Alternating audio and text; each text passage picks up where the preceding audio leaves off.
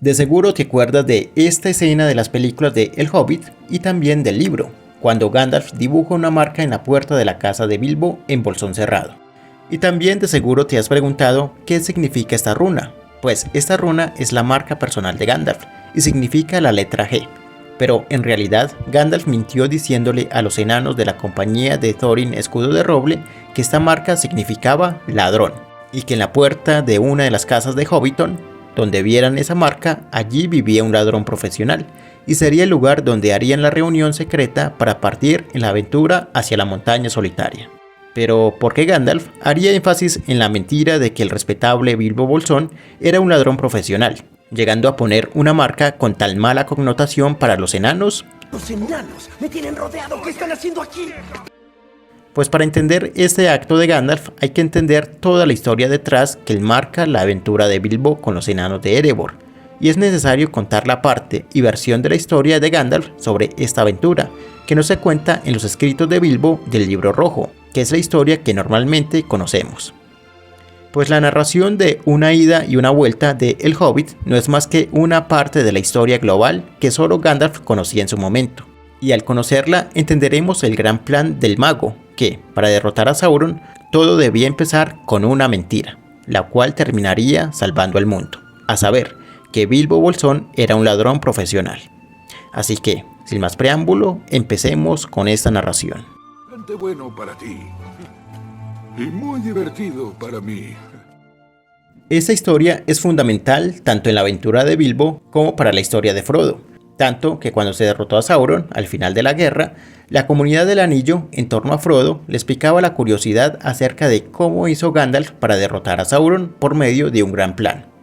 Y es que después de la coronación de Aragorn en Minas Tirith, los hobbits, como también Gimli, se sentaron en torno a Gandalf para que les contara cómo fue que planeó toda esa estrategia que había empezado en la comarca.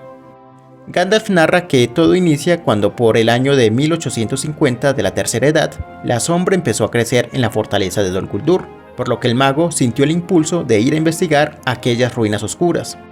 Tiempo atrás de esta expedición del mago, en el 1770 de la Tercera Edad, el gran reino de los enanos de Erebor había caído por la invasión del dragón Smaug, y que después la casa de Durin vivía en el oeste de las Montañas Azules, en cabeza de Thorin el conocido Escudo de Roble, ya que su padre, Thrain, había desaparecido. En esa incursión, Gandalf descubrió que la sombra que invadía aquel lugar no era otra cosa que la presencia del mismo Sauron, fortaleciendo su poder. Y antes de escapar de aquel tenebroso lugar, Gandalf se topó con un enano moribundo y torturado. Gandalf no pudo saber de quién se trataba, pero aquella triste figura no dejaba de hablar de un anillo, el último de los 7, decía. Y antes de dar el último aliento, el enano entregó al mago un mapa y una llave, que Gandalf no pudo reconocer, pero que su corazón le decía que eran importantes y debía guardar con celo. Gandalf pudo salir de aquella fortaleza y finalmente entendió que Sauron crecía mucho en poder y estaba buscando los anillos que una vez le pertenecieron, y que tarde o temprano atacaría a los pueblos del oeste, por lo que Gandalf debía evitar tal embestida y atacar primero. Gandalf, pues, alertó al Concilio Blanco sobre un inminente alzamiento de Sauron, aprovechando que la alianza entre elfos y hombres había desaparecido. No solo atacaría a Gondor, sino también atacaría a los reinos élficos para debilitar a sus enemigos por separado. Círdan, Elrond y Galadriel tal vez estarían de acuerdo con Gandalf, pero quien lideraba la reunión, Saruman, desestimó la urgencia de Gandalf y logró convencer al concilio de que Sauron no tendría el poder de retarlos. Saruman, el hábil de voz, impuso su intención, la cual, en secreto, era no molestar a Sauron para que el Señor Oscuro aumentara más su presencia, y así, por atracción, el anillo único se revelaría, que era el verdadero objetivo y deseo del mago blanco. Y sí, tal vez Saruman tendría razón, y Sauron no tuviera la suficiente fuerza para atacar los reinos élficos del oeste como Rivendell desde el lejano este. A menos, se dio cuenta Gandalf, que Sauron tuviera un aliado en el paso del norte que diera al oeste de Eriador y bajara a atacar el reino de Elrond, por favor a Sauron. Entonces Gandalf pensó en el dragón, en Smaug, y que Sauron usaría a la bestia que expulsó a los enanos tiempo atrás para que atacara a los elfos con fuego. Gandalf vislumbró una amenaza más grande, la alianza de Smaug con Sauron. El dragón atacaría desde el norte y Sauron atacaría desde el sur. Así no habría forma de resistir un futuro ataque del Señor de Mordor para impedir que se hiciera con toda la Tierra Media. Sin la ayuda del concilio, Gandalf, como sea, debía hacer frente a la amenaza de la sombra. Y para frustrar los planes de Sauron, Gandalf vio prioritario adelantársele en la recuperación del norte. Por lo que el mago debía primero fijar su mirada en el dragón Smaug y recuperar Erebor. La montaña solitaria, en poder de los enanos, podrían resistir la avanzada de Sauron por recuperar el paso del norte y atacar los reinos de los elfos en el oeste, como suponía Gandalf. Sauron es un enemigo muy astuto, pensó Gandalf, por lo que es necesario ser más astuto que él para poder ganarle. Sauron esperaría un ataque frontal por parte de los elfos y aliados, pensando que es la forma en cómo los pueblos libres se acostumbraron a hacerle frente. Y no fue así como lo vencieron aquella vez en la Guerra de la Última Alianza, cuando elfos y hombres se unieron en una gran fuerza que atacó de frente e invadió sus tierras hasta derrotarlo. Pero ahora, avanzada la tercera edad, tales fuerzas ya no existían más. Elfos y hombres no tenían el poder de antaño, o una alianza tan fuerte como la que preservó Elendil con los Eldar de Gil-galad. Sauron lo sabía muy bien, por lo que sabría qué hacer ante cualquier ataque. No, Gandalf debía pensar en otra forma de resistir a Sauron. El mago debía pensar en una estrategia para derrotar a 3 rivales, en los que se encontraba Saruman, su rival en el consejo, que se oponía a todas sus ideas e iniciativas. Debía pensar en cómo derrotar al futuro aliado de Sauron, Smaug, y obviamente frustrar los intereses del enemigo del mundo. Gandalf ahora se encontraba en otros tiempos, donde las grandes alianzas ya no eran inmensas que reunía ejércitos magníficos. Ahora todo había cambiado, todo debía ser más cauto, incógnito, tal como las maneras del enemigo. Así se podría engañar a los estafadores. Enfrentar los grandes poderes y ambiciones ya necesitaría misiones y actos pequeños cual enano. Enano. Allí, en sus viajes y pensamientos, Gandalf recordaría al enano que halló en Dol Guldur, aquella pequeña y triste figura torturada que le entregó un mapa y una llave. Aquel que hablaba de un anillo. ¿Podría ser Thrain, hijo de Thror y padre de Thorin de la casa de Durin? Gandalf no estaba seguro. Quizás aquel enano fue capturado por Sauron porque poseía uno de los 7 anillos de los enanos, pero aún así no le quitaron el mapa y la llave. Todo parece ser que el enano se las arregló para guardar muy bien estos objetos, y no lograron requisarlo con juicio. Eso quiere decir, pensaba Gandalf, que Sauron el astuto era descuidado. Absorto en su ambición por los anillos, no le importó saber qué más traía este enano. Pero eso, Gandalf podría usarlo a su favor. La ambición del Señor Oscuro es tan grande que olvida lo aparentemente pequeño. Quiere decir que los grandes sabios y grandes señores, por desear los grandes poderes, dejan puntos ciegos que no pueden ver. Sí, ahí debería atacar al enemigo por donde menos se lo espera. Gandalf no podría tener más razón. El descuido de Sauron de no quitarle todas las pertenencias a Thrain sería, como sabremos mucho tiempo después, pues aquel mapa y aquella llave sería el inicio de su fin.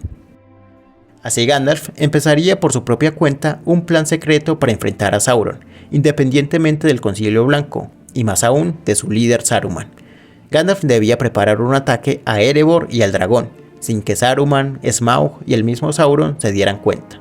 La pregunta era ¿cómo? Sin embargo, aunque con un buen plan, se necesitaría muy buena suerte para atar todos los cabos, lo que el mago poco a poco se daría cuenta que sí lo acompañaba la buena fortuna, y las buenas casualidades vendrían al paso del peregrino gris, como veremos a continuación. Gandalf, pues, tenía como objetivo recuperar la montaña solitaria para adelantarse a Sauron y bloquearle el paso por el norte, evitando así un nuevo alzamiento del reino oscuro de Angmar, que siglo atrás había traído mucha desgracia y la caída del reino de Arnor. Y qué fortuna que, precisamente, el mapa y la llave que ahora Gandalf poseía, era el mapa y la llave de la entrada secreta a Erebor, como poco después Gandalf se daría cuenta. El mago tenía las llaves de Erebor. La pregunta sería cómo entrar a la montaña. Agotado por sus pensamientos y viajes, Gandalf decidió ir a la comarca por unos días de descanso y seguir uniendo los puntos de su plan secreto. Cuando una nueva fortuna se le presentó, y en el poblado de Bree, a Gandalf se le acercó nada más y nada menos que Thorin, el heredero de la casa de Durin, quien buscaba consejo del mago al que muchos consideraban sabio. Thorin le confesó a Gandalf que algo le seguía perturbando la mente. a pesar de vivir cómodamente en las montañas azules, de tener salones decentes en donde alojar a su gente y haber conseguido algo de fortuna. Pero eso no era suficiente para un heredero de la mayor casa de enanos, cuando sus ancestros habían construido imponentes reinos como Khazad-dûm o Erebor. El dragón no abandonaba sus pensamientos, y mientras siguiera vivo, sería una humillación para un señor enano como él. Thorin deseaba derrotar a la bestia y recuperar lo que era suyo por derecho.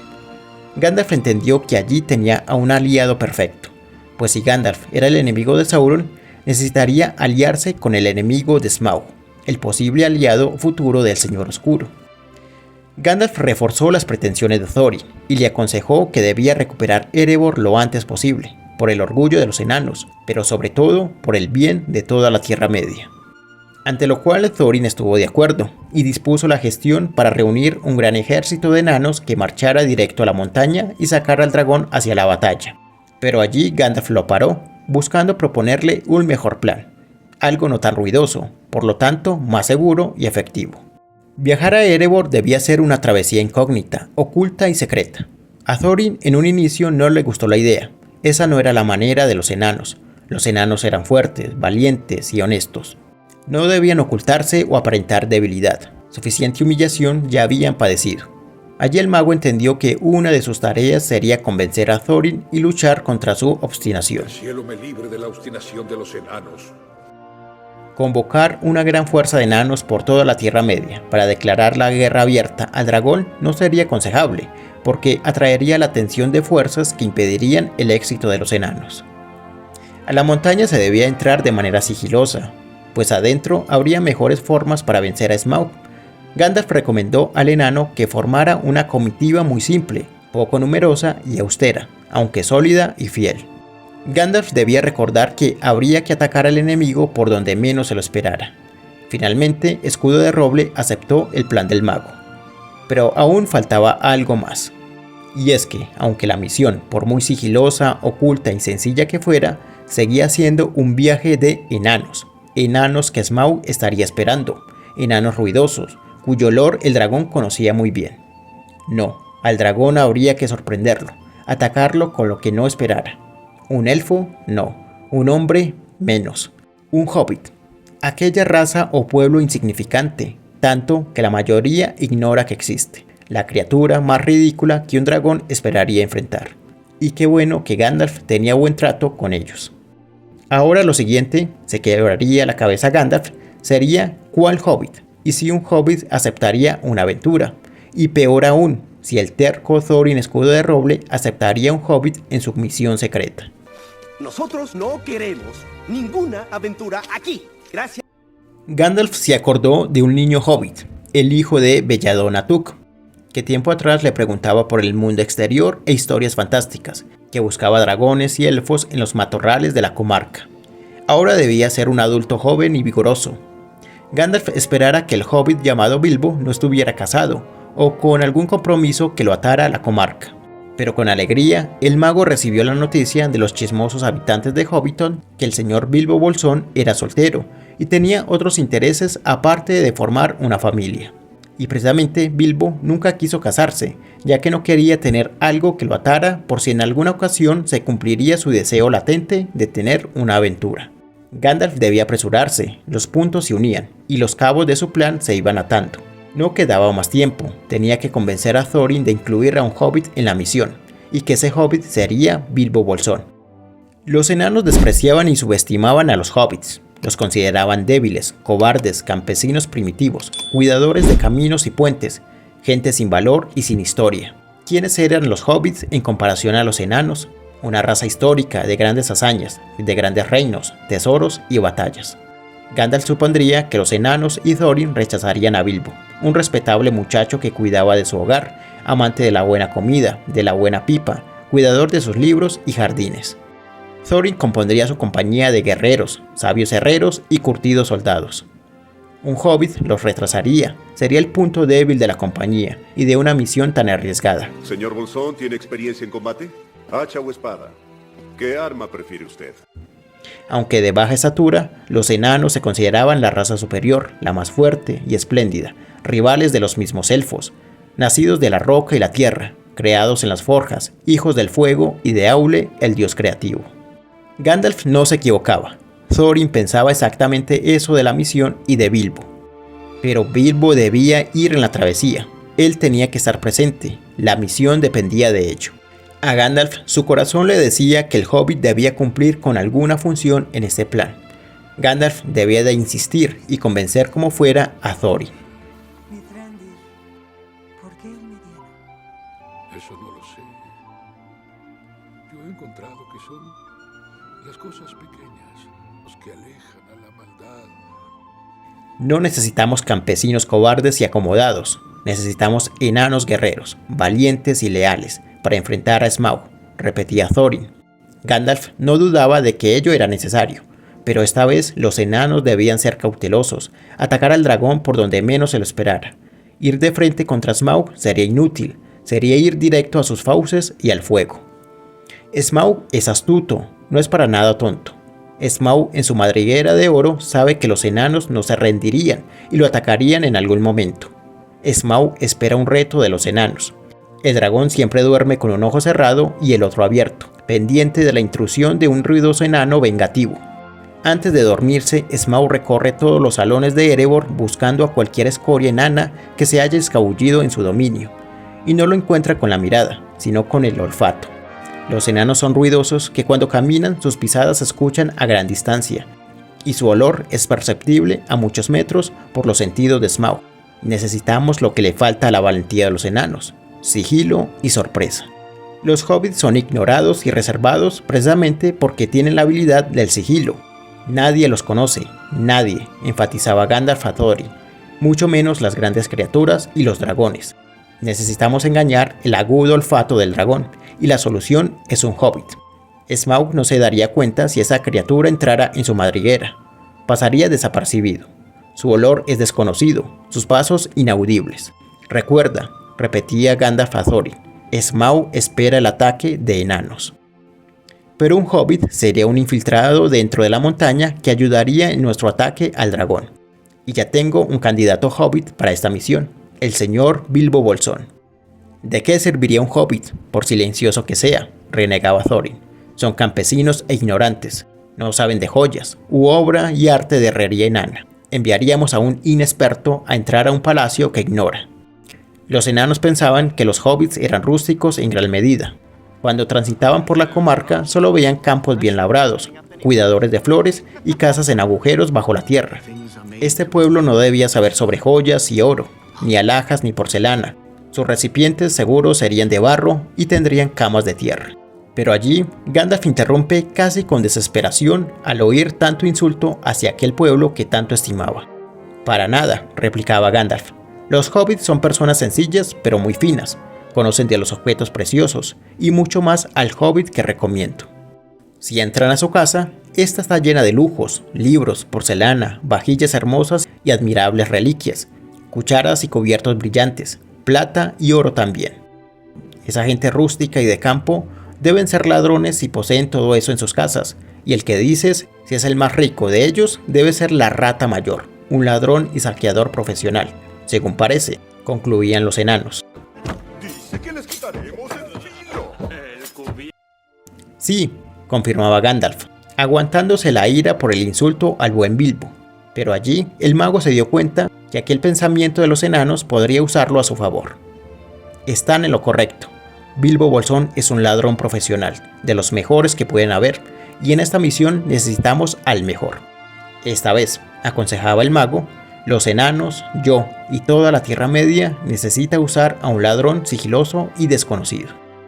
Thorin, sin mucho convencimiento, aceptó finalmente el plan de Gandalf, a saber, ir a Erebor con una pequeña compañía de enanos junto a un hobbit, llevar a un ladrón entre guerreros. Y también a un mago, que ayudaría en la misión, y respondería por los actos de este ladrón, pero por momentos, le aclaró Gandalf a Thorin, ya que él mismo tendría otras misiones que cumplir y a un enemigo mayor que derrotar. Así, Thorin, en el 2941 de la Tercera Edad, emprendió el viaje para recuperar su reino y derrotar a su enemigo, Smaug, el dragón dorado. Y Gandalf, ese mismo año, también convencería al Concilio Blanco de atacar Dol Guldur para derrotar a su enemigo, Sauron, el Señor Oscuro. En ese mismo año, Saruman estuvo de acuerdo en el ataque, no por convencimiento de Gandalf, al que despreciaba, sino porque así sus intereses se lo convenían. Pues Saruman hacía mucho buscaba el anillo único en el río Anduin y se dio cuenta que los orcos de Sauron también buscaban por el mismo lugar. Ello quería decir de que Sauron estaba sintiendo el anillo cerca, por lo que Saruman debía alejarlo del río para que le dejara el camino libre en la búsqueda. Así que si lo expulsaban de Dol Guldur, Saruman tendría más oportunidad de hacerse con el anillo de poder. Ese mismo año, pues, el plan se pondría en marcha desde la comarca. En la casa de Bilbo, el ladrón, se haría una reunión secreta para comenzar el viaje y llevar al Hobbit.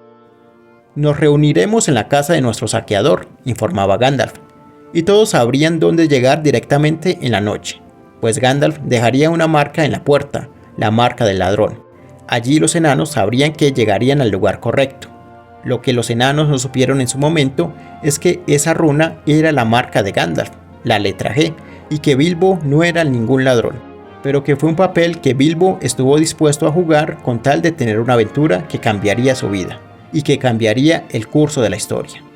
Una mentira que determinaría la guerra final contra Sauron, y libraría la Tierra Media del mal en los años siguientes. Una mentira que terminaría salvando al mundo. Y bueno, hasta aquí este video. Espero te haya gustado y que hayas aprendido algunos detalles de fondo en esta narración, sobre todo el entramado del viaje de Bilbo y los enanos. Comenta qué te parece. Dale like a este video y suscríbete para seguir trayendo historias de la Tierra Media y del Señor de los Anillos. Un saludo y hasta pronto. Sería bastante bueno para ti y muy divertido para mí.